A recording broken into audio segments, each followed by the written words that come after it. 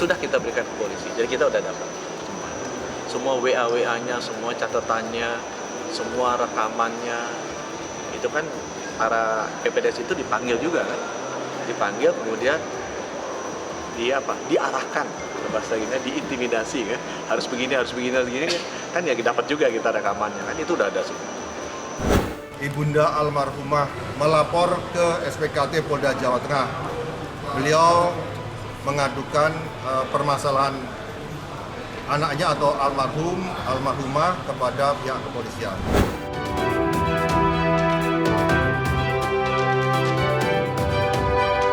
Enggak, Pak. Tiap aku bangun tidur tuh, Pak, badannya sakit semua, Pak. Punggungnya sakit, Pak. Bangun harus pelan-pelan. Kalau nggak pelan-pelan nggak bisa bangun.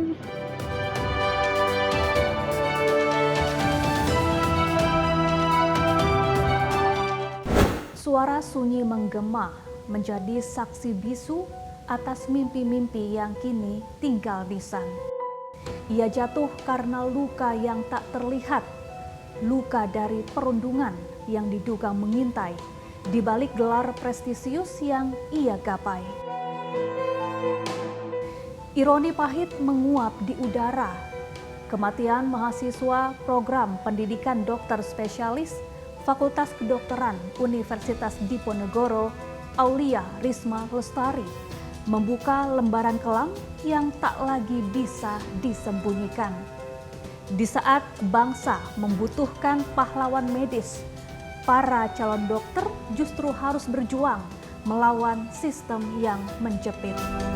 Ini bukan sekadar akhir hidup seseorang, melainkan alarm keras bagi dunia pendidikan kedokteran.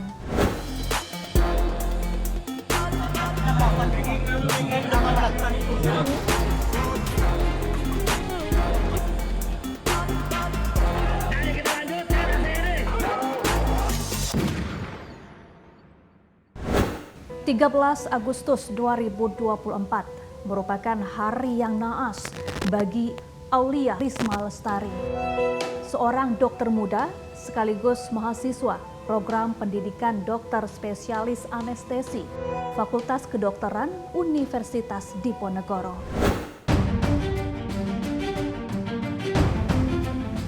Berniat meraih cita-cita sebagai dokter spesialis, tubuhnya malah ditemukan tak bernyawa di sebuah kamar kos di Jalan Lempong Sari Raya, Gajah Mungkur, Semarang, Jawa Tengah.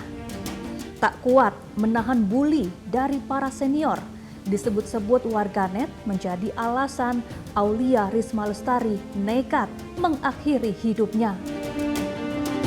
Jasad Aulia diketahui pertama kali oleh pemilik kos dan temannya pada 12 Agustus.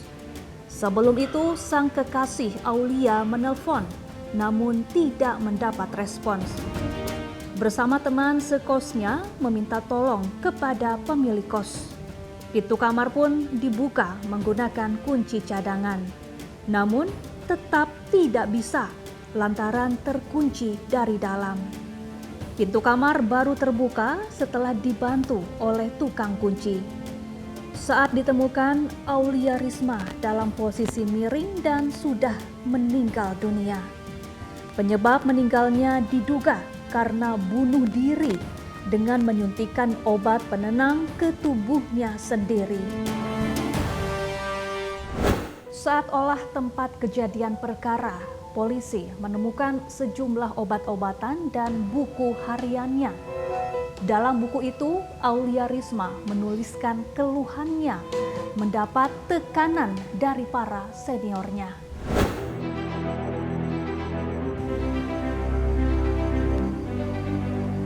9 lembar catatan keluhan Aulia di kamar kos, diduga berkaitan dengan kematiannya. Catatan itu bertuliskan keluhan Aulia pada Tuhan dan orang yang ia sayangi. Ia juga mengeluh sakit jika kelelahan saat bekerja. Berdasarkan rekam medis, Aulia memiliki riwayat penyakit saraf kejepit dan pernah menjalani operasi. Setidaknya ada 9 lembar catatan, tetapi poin di 9 lembar ini dapat kami sampaikan bahwa yang bersangkutan mengeluh kesakitan, mengeluh kepada Tuhan. Satu, kesimpulan yang kami dapatkan. Kemudian yang kedua, mengeluh kepada seseorang yang dia sayangi, yang saya tidak kuat. Kira-kira begitulah kurang lebih di catatannya. Di 9 halaman itu tidak ada terkait dengan perundungan. Sementara itu, pihak Undip membantah bahwa Aulia meninggal karena adanya perundungan oleh senior. Manajer Layanan Terpadu dan Humas Undip menekankan Aulia punya masalah kesehatan yang menghambat studinya di program pendidikan dokter spesialis. Meninggalnya almarhumah berkaitan dengan dugaan perundungan yang terjadi, dari hasil investigasi internal kami bahwa itu tidak benar. Ya, jadi bukan dari perundungan. Almarhumah selama ini merupakan mahasiswi yang berdedikasi dalam pekerjaannya. Namun demikian, almarhumah mempunyai problem kesehatan yang dapat mempengaruhi proses belajar yang sedang ditempuh. Dalam duka menggulung asa, ayah Aulia Risma terpuruk dalam lara.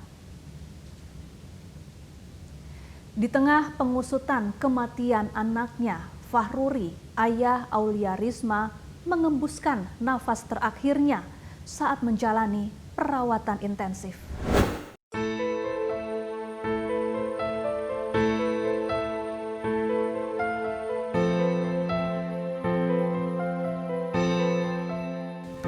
Muhammad Fahruri meninggal dunia pada Selasa dini hari 27 Agustus di Rumah Sakit Cipto Mangunkusumo, Jakarta. Fahruri dirujuk dari RSUD Kardinah Tegal setelah kondisinya yang terus memburuk.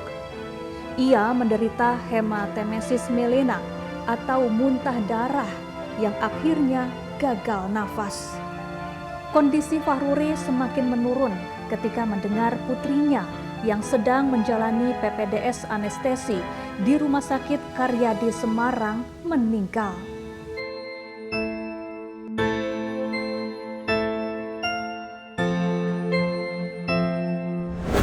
Hati orang tua mana yang tak akan terluka ketika mendengarkan curhatan anaknya dalam mengejar cita-cita.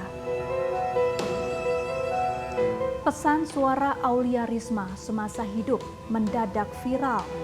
Pilu, pesan suara Aulia Risma menuturkan kondisi fisiknya yang sedang tidak baik-baik saja. Tak hanya kondisi fisik, Aulia juga dipenuhi kebimbangan untuk melanjutkan program pendidikan yang sedang ia tempuh. Enggak, Pak. Tiap aku bangun tidur tuh, Pak, badannya sakit semua, Pak. Punggungnya sakit, Pak. Bangun harus pelan-pelan. Kalau nggak pelan-pelan nggak bisa bangun. Aku aja tadi mau minum tuh susah. Di Bangsalang minumnya pada habis kan. Terus aku akhirnya minta tolong CS, aku kasih uang 50.000. Aku minta nitip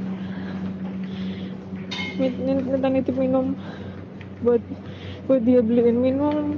Karena kan aku nggak boleh ke minimarket, nggak boleh ke kantin sama sekali toh.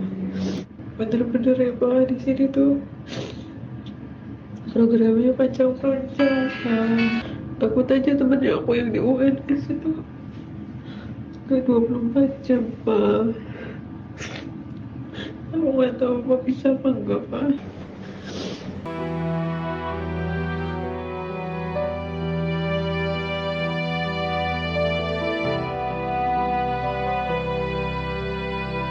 Sementara itu, hasil investigasi Kementerian Kesehatan menunjukkan adanya bukti perundungan di balik kematian Aulia Risma.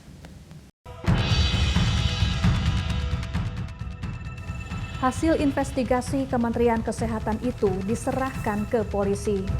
Kemenkes mendorong polisi untuk mengusut tuntas kasus kematian yang dialami mahasiswi program pendidikan dokter spesialis Universitas Diponegoro.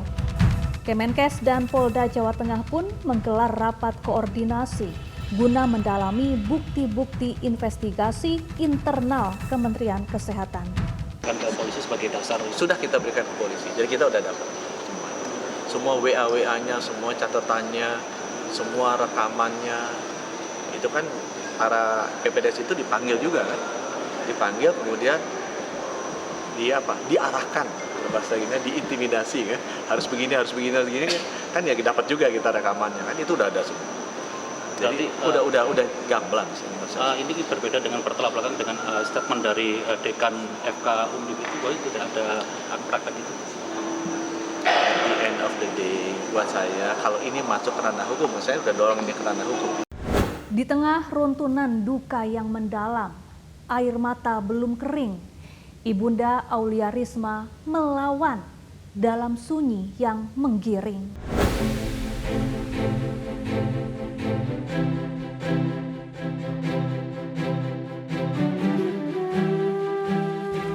Setelah kehilangan suami tercinta dan putrinya yang diduga tertekan selama menempuh pendidikan, ia tak lagi ingin berdiam diri.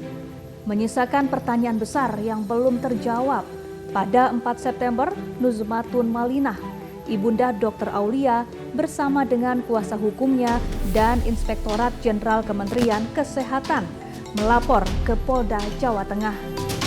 Fakta-fakta penyebab kematian yang disampaikan merupakan hasil investigasi internal Kemenkes. Kabid Humas Polda Jawa Tengah mengkonfirmasi Nuzmatun mengadukan tekanan yang dialami oleh Aulia Risma selama menempuh pendidikan spesialis di Universitas Diponegoro. Ibunda almarhumah Dr. Risma bersama pengacara dan dari tim Inspektorat Jenderal Kemenkes RI melapor ke SPKT Polda Jawa Tengah. Beliau mengadukan permasalahan anaknya atau almarhumah kepada pihak kepolisian. Saya belum bisa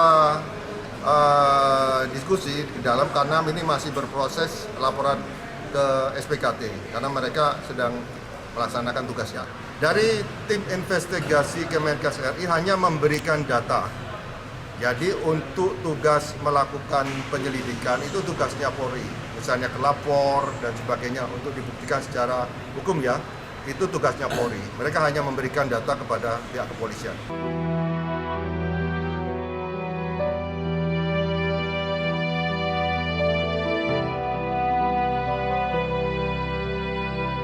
Tragedi Dr. Aulia menyisakan jejak luka. Di balik cita-cita ada tekanan yang tak terkira. Langkah drastis diambil Kemenkes tanpa ragu. Namun sejumlah protes kian memburu. Apakah ini langkah yang benar atau justru memicu kontroversi yang kian besar? Inside Story segera kembali bersama saya, Syafaati Suryo. Pak Menteri Kesehatan bahwa perundungan itu sebenarnya sudah banyak terjadi. Mulai dari perundungan terkait dengan adanya permintaan biaya sampai dengan tadi yang terkait pelecehan seksual. Jadi kasus perundungan pelecehan seksual ini tidak terkait dengan kasus dari almarhumah